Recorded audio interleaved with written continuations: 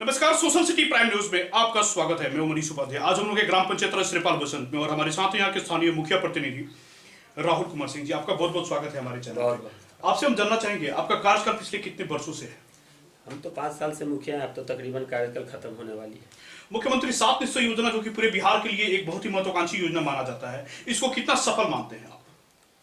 ये तो सफल क्या, ये तो लाइफ लाइन बन गया इस वजह से कि देखिए तकरीबन जो विकसित राज्य है वहाँ पानी की व्यवस्था बहुत अच्छी है, हम लोग पीछे थे।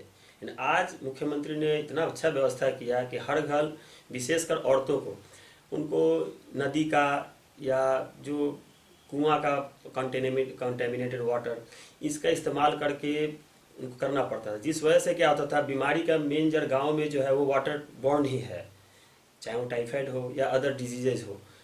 तो इससे तो मुक्ति मिली और जनता भी बहुत खुश है, क्योंकि औरतों को जो उतनी दूर हर रोज सुबह शाम बर्तने या कोई भी कपड़ा लत्ता लेकर दूर दूर जाना पड़ता था, वो तो बंद हो गया। अब तो घर में एक चीज देखने को मिल रहा है, क्योंकि कई जगहों से शिकायतें भी आ रही हैं कि इस योजना नल जल योजना, अगर हम लोग नल जल की बात करें तो काफी जगह पे जल का मिसयूज हो रहा है, तो इस पे क्या कहेंगे आप? देखिए मिसयूज तो कुछ हो सकती है, क्योंकि देखिए पहली बार लोगों को ये पानी का व्यवस्था आसानी से मिल रहा है, तो गांव में लोग हैं, चूंकि ये इतनी दूरी से जाकर पानी लाते थे, तो मिसयूज तो संपूर्ण रूप से रोक नहीं सकते, क्योंकि गांव का अगर जनता को थोड़ा व्यवस्था मिल जाता है तो यूज और मिसयूज तो लेकर चलना पड़ेगा। आपके पंचायत में टोटल कितने वार्ड हैं? कितने वार्ड ऐसे हैं जहां की जनता नल जल योजना का लाभ ले रही है और कितने वार्ड अभी भी इस योजना से वंचित है? हमारे पास 16 वार्ड है और सब में नल जल की व्यवस्था है और कोई वंचित नहीं है। शिक्षा और चिकित्सा जो कि समाज का एक बहुत ही महत्वपूर्ण अंग है, इसकी क्या स्थिति आपके पंचायत में? हमारा पंचायत मान के चलिए डिस्ट्रिक्ट या बिहार में इतना अच्छा शिक्षा का व्यवस्था नहीं है। हमारे एक ही जगह पर, मतलब with in A span of, समझ के चलिए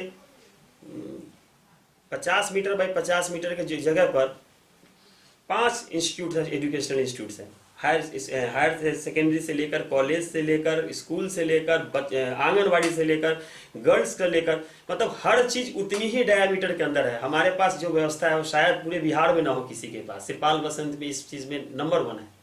लेकिन पढ़ाई जो है, जो बच्चों की स्कूलिंग है, वो अभी बाधित है। कोरोना काल को देखिए या ठंडी का अवसर देखिए, इस तरह की चीजों को लेकर जिसमें सरकार काफी विफल रही है, इस पे क्या कहेंगे आप? हाँ ये तो है, क्योंकि देखिए हमारे पास तो डिजिटाइजेशन उतनी है नहीं, पेनिट्रेशन है नहीं, तो हम लोग डिजिटल क्लासेस तो गांव में संभव नहीं है। हमारे पास कुछ आंगनबाड़ियां हैं या क्लासेस हैं, तो क्लासरूम से आप यहाँ डिजिटल फायदा कैसे ले सकते हैं? ये तो गांव है ना, तो वो व्यवस्था तो हम लोग तो पीछे है ही। पंचायत में चिकित्सा की क्या व्यवस्था है? हाँ ये आपने कहा, हम लोग चिकित्सा में देखिए प्राइवेट डॉक्टर्स तो काफ़ी हैं और चेम्बर्स भी काफ़ी हैं, लेकिन जो हमारी सरकारी अस्पताल है उस मामला में हम थोड़ा पीछे हैं। इसके लिए हम वृद्धा पेंशन योजना और आवास योजना की क्या स्थिति आपके पंचायत? हाँ, वृद्धा पेंशन योजना और बढ़िया हो तो बहुत ही अच्छा है, क्योंकि देखिए क्या होता है कि जो कार्यपालक होते हैं तो वो बैठते हैं, तो अभी तो रेगुलर बैठ रहे हैं, ये या सचिव होते हैं तो उनको भी काफ़ी सारी जिम्मेवारी दी जाती है, तो रेगुलर उनको ये सब व्यवस्था करने में दिक्कत होती है। इस चीज़ का तो मैं भी मानता हूँ, अगर वैसा व्यवस्था अगर पंचायत में रेगुलर तौर पर लोग बैठे तो इसमें हम लोग 100% कर सकते हैं। लेकिन हम लोग बहुत लोग लौट जाते हैं, क्योंकि या तो सचिव का हस्ताक्षर लगता है या तो कार्यपालक जो पंचायत भवन में रेगुलर बैठे, तो इसमें हम थोड़ा पीछे तो हैं। इसमें जल वितरण प्रणाली की क्या स्थिति आपके पंचायत में? लगभग टोटल कितने सरकारी दुकान है? हमारे यहाँ तो 4 और 2 6, हमारा मुझे लगता है कि पूरे भारतवर्ष में जितना अच्छा वितरण हमारे यहाँ होते हैं शायद कहीं नहीं होता होगा। आप किसी भी जनता से पूछ लीजिए, 100% डिस्ट्रीब्यूशन होती है और सरकार जितनी भी मुफ्त दी है वो भी हम लोग माइक से अनाउंस करवा देते हैं। माइक से अनाउंस करते हैं कि सारी व्यवस्था, आप पूरे बिहार में पूछ लीजिए, श्रीपाल बसंत से अच्छा वितरण कहीं नहीं होता। एक भी जनता से पूछिए। पंचायत में बाढ़ की क्या स्थिति? जो बाढ़ की जो राशि है आपके पंचायत की, काफी लोग इससे वंचित रह गए हैं, क्या वास्तविकता है? हाँ ये तो है, क्योंकि हम लोग हमारा घोषित ही नहीं हुआ था बाढ़ का, तो मुखिया जी ने बहुत प्रयास करके पूरे जनता को लेकर डीएम ऑफिस गए थे, वीडियो ऑफिस गए थे, तो वहां जाकर उन्होंने इसको सुनिश्चित किया कि अगर बाढ़ का राशि हम लोग को मिलना चाहिए, क्योंकि काफ़ी क्षतिग्रस्त हुई है जगह है, तो वो तो मिलनी ही चाहिए। अभी तक मिली नहीं है। मुखिया जी तो इसके ऊपर वार लेवल पर डीएम तक और हर जगह, इवन एमपी साहब हमारे राजीव प्रताप रूडी जी के पास भी अप्रोच करके इसका नामांकन हुआ, सबका नाम लिखा गया है, लेकिन शायद पैसा अभी तक हम लोगों को नहीं मिल पाया। वो मिले तो बहुत ही अच्छा रहा किसानों के लिए। पंचायत में शौचालय की क्या स्थिति है आपकी पंचायत? शौचालय तो बहुत सारा बना है, हजारों हजार तार हमने बनाई है, फिर भी गांव है, जनसंख्या की वृद्धि काफी होती है, तो और भी व्यवस्था हो तो और भी अच्छा है। बहुत लोग सरकार की जो राशि 12,000 रुपए शौचालय के लिए आ रही है, 12,000 की राशि से लागत जो शौचालय बन रही है, वैसी शौचालय बाढ़ की अवस्था में, जो समय था, बाढ़ का जो समय था, उसमें काफी शौचालय तो ध्वस्त हो गए हैं, तो इस पे क्या कहेंगे आप? हाँ, 12,000 का तो देखिए, बाढ़ वाली जो टॉयलेट आई थी वो तो बहुत सस्ती आई थी, टीन का करकट का बन के आई थी, वो तो उतना महंगा नहीं आया था, तो उतना तो वो सफल रहा नहीं, क्योंकि बाढ़ तो पूरा चारों तरफ से पानी थी, तो वो वाला नहीं। लेकिन हमने जो टॉयलेट्स बनाए 12,000 बहुत कम पड़ता है, क्योंकि आज का महंगाई के दर में आप देखेंगे 12,000 में टॉयलेट बनाना बहुत मुश्किल होता है। पंचायत की मुख्य समस्याएं कौन कौन सी है जिससे यहाँ की जनता अभी भी जूझ रही है?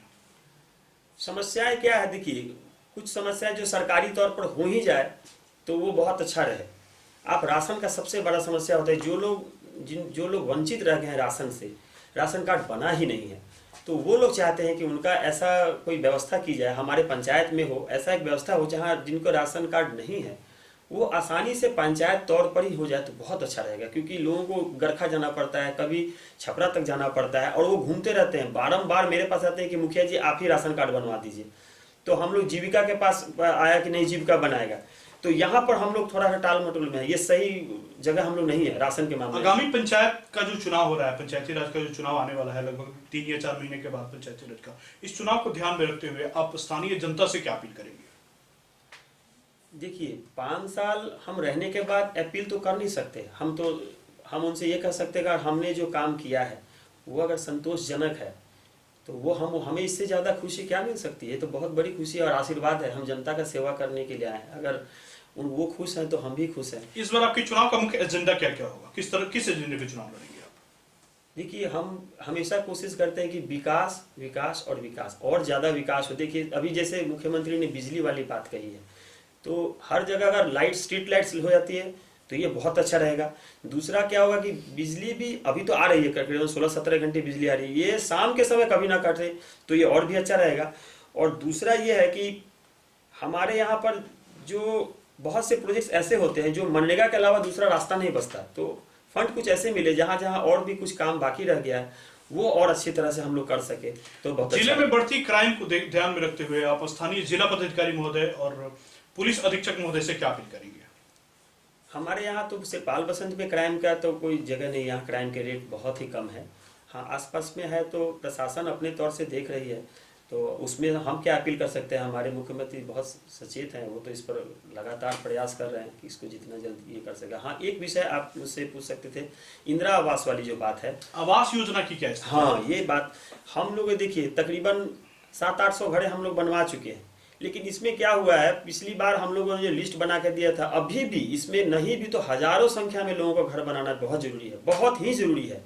तो सरकार क्या कर रही है वो उस पर हम लोग का अपील है कि जो लोग वंचित रह गए, सरकार डीएम तौर पर हो, जिस तौर पर हो, एक बार और सर्वे करने का मौका दे, और जो लोग वंचित रह गए हैं उनको जितना शीघ्र हो सके उनको घर बनाने का पूरा मौका मिले। क्योंकि हमारे यहाँ 100% ट्रांसपेरेंसी है, 1 रुपये का लेन देन नहीं है। आप किसी भी जनता से जिनके पास इंदिरा आवास बना आप पूछ लीजिए, 1 रुपये का हमारा ट्रांजेक्शन नहीं। हम चाहते हैं कि हर एक का घर बन जाए। कुछ जगह सरकारें जो पैरामीटर्स बनाई है उससे अगर बचा जाए तो और भी अच्छा है। कुछ गरीब जो बाहर से पैसा कमा के लाता है, अपना मान लीजिए प्लिंथ तक ढाल लिया अपने बहुत मेहनत की कमाई से, तो सरकार के जो आते हैं आवास वाले वो कहते हैं कि अब इनको व्यवस्था नहीं बन सकती, जबकि उनका नाम है लिस्ट में, क्योंकि वो उतना कर लिया या लिंटन तक कर लिया। गरीब तो गरीब है, वो अपना बाहर से अपना मेहनत रोजी रोटी करके उतना किया है, तो उसको पैसा मिल जाए तो बहुत अच्छा रहेगा। उनको वंचित ना किया जाए, उनको भी मिले, क्योंकि वो तो ऐसे ही गरीब है, बाहर से कमाकर किसी तरह छत बना रहा है। तो सरकार करी कि नहीं, जिनका प्लिंथ हो गया या लिंटन हो गया उनको पैसा नहीं दिया जाएगा।